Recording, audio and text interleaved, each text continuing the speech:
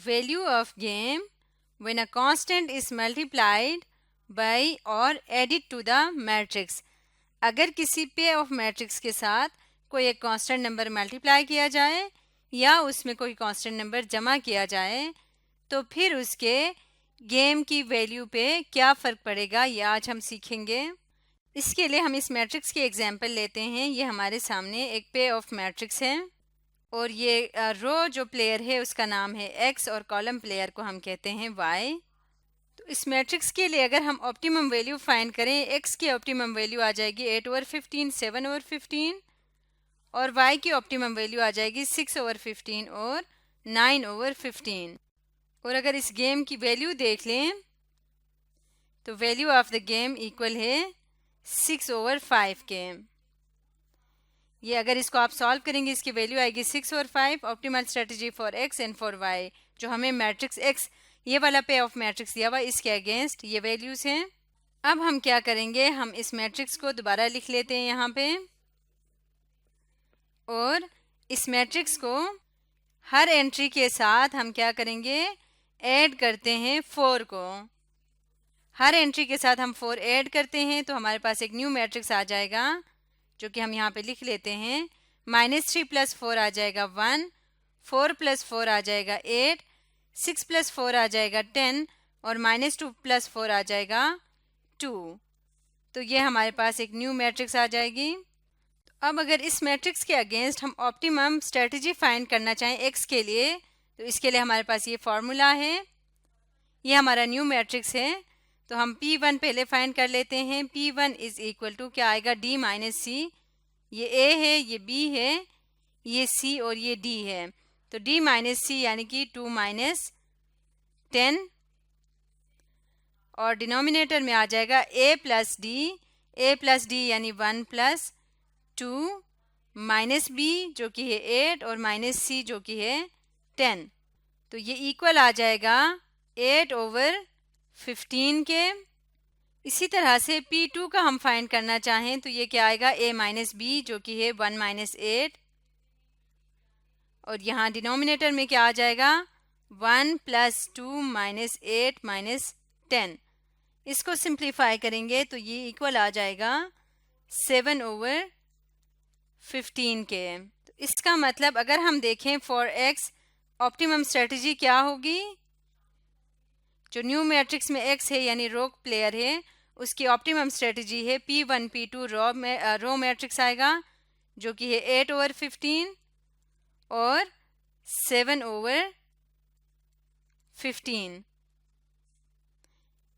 इसी तरह से y के लिए ऑप्टिमम स्ट्रेटजी हम देखना चाहें तो हमारे पास ये फॉर्मूला होगा। तो मैट्रिक्स को यहाँ पे साथ रख लेते हैं ताकि सॉल्व करने में आसानी हो जाए। Q1 इक्वल आएगा D - B, D - B यानी कि 2 - 8 ओवर यहाँ पे आ जाएगा 1 + 2 - 8 - 10। इसको जब सिंप्लीफाई करेंगे तो ये आ जाएगा 2/5 के इक्वल। इसी तरह से Q2 को अगर हम करें तो ये है A - C, A है 1 - C है 10 ओवर डिनोमिनेटर सेम होगा 1 + 2 - 8 - 10 विच इज इक्वल टू 3/5।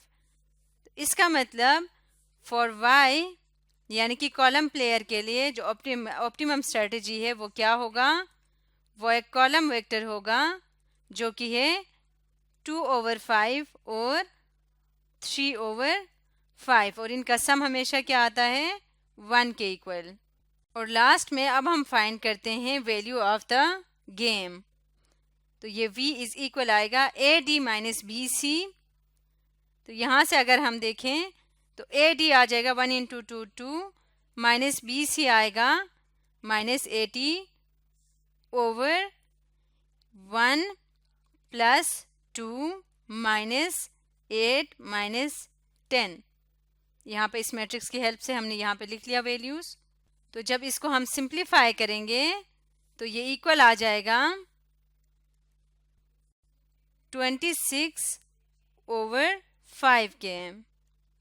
अब अगर हम देखें ये हमारे सामने वैल्यू ऑफ गेम है, ये हमारे सामने ऑप्टिमम स्ट्रेटजी फॉर y है इसी तरह से ये हमारे सामने ऑप्टिमम स्ट्रेटजी फॉर x है। तो अगर हम इनको अपने इनिशियल मैट्रिक्स के जो ओरिजिनल मैट्रिक्स में विदाउट एडिशन जो वैल्यूज़ आए थे उनके साथ कंपेयर करें तो इसमें ऑप्टिमम स्ट्रेटजी फॉर x जो आया था वो एग्जैक्टली सेम है, उसमें कोई चेंज नहीं है।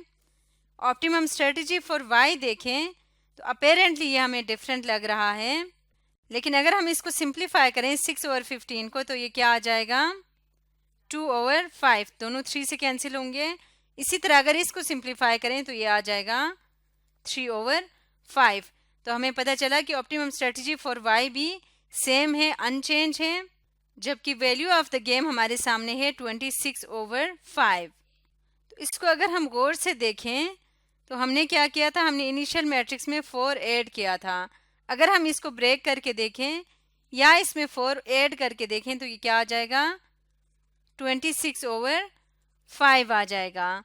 इससे हमें ये पता चला कि जब भी आप किसी मैट्रिक्स के सारे एंट्रीज को किसी स्पेसिफिक नंबर में जमा कर दें, यानी किसी स्पेसिफिक नंबर को उनमें जमा कर दें, तो उसके जो ऑप्टिमम स्ट्रेटजीज हैं उन पे कोई फ़र्क नहीं पड़ेगा, वो एग्जैक्टली सेम रहेगा, जबकि वैल्यू ऑफ द गेम में वही सेम नंबर प्लस हो जाएगा।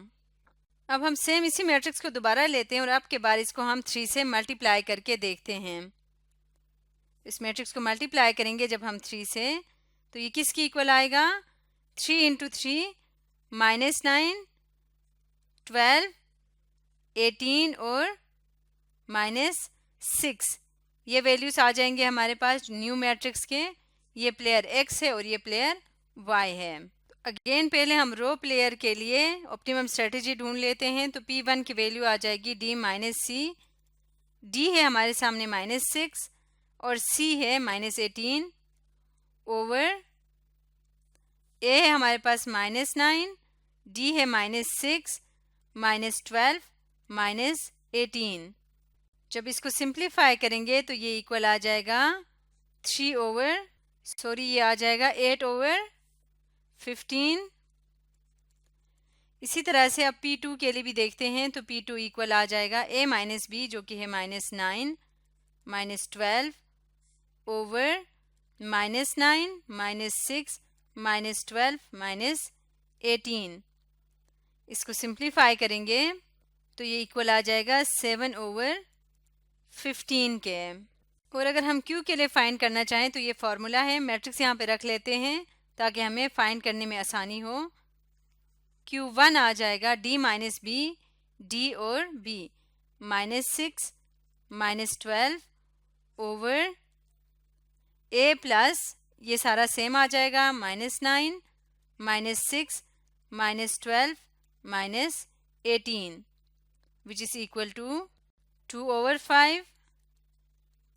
और इसी तरह से Q2 के लिए जब सिंप्लीफाई करेंगे तो ये है A - C, A है -9, -18 ओवर ये सेम आ जाएगा -9, -6, -12, -18 विच इज़ इक्वल टू 3/5। और लास्ट में हम वैल्यू ऑफ गेम फाइंड करते हैं। इसके लिए हमारे पास ये फॉर्मूला है, इसका हम डिटर्मिनेंट लेंगे। -9 × -6 क्या आ जाएगा -54, -12 × 18 तो ये आ जाएगा 216। और यहाँ पे सॉरी प्लस है क्योंकि यहाँ से -9, -6 माइनस प्लस हो जाएगा। डिनोमिनेटर अगेन सेम रहेगा -9, -6, -12, -18। जब इसको सिंप्लीफाई करेंगे तो ये आ जाएगा 18/5। सो अगर यहाँ पे भी हम ऑप्टिमम स्ट्रेटजीज़ को देखें तो ऑप्टिमम स्ट्रेटजीज़ बिल्कुल सेम है, कोई चेंज नहीं है। जबकि वैल्यू ऑफ द गेम अगर हम देखें तो यहाँ पे इसको हम लिख सकते हैं 18/5 को 6/5 मल्टीप्लाई बाई 3। ओरिजिनल जो वैल्यू ऑफ गेम है वो 6/5 था। अगर उसको 3 से मल्टीप्लाई करें तो हमारे पास इस न्यू मैट्रिक्स का वैल्यू ऑफ गेम आएगा। और न्यू मैट्रिक्स कैसे हमारे पास आया था, इसी ओरिजिनल मैट्रिक्स को 3 से मल्टीप्लाई करके हमारे पास न्यू मैट्रिक्स आया था। तो इससे हमें पता चला कि जब भी हम किसी मैट्रिक्स को किसी फिक्स नंबर से मल्टीप्लाई करते हैं तो ऑप्टिमम स्ट्रेटजी अनचेंज रहते हैं, उन पे कोई फ़र्क नहीं पड़ता, जबकि value of the game same उसी नंबर से मल्टीप्लाई हो जाता है। तो आज की वीडियो में हमने देखा कि अगर हम किसी मैट्रिक्स का कोई मल्टीपल लें या फिर इस मैट्रिक्स में कोई नंबर ऐड करें तो उस केस में जो हमारी optimum strategies and value of game है उन पे क्या फ़र्क पड़ता है।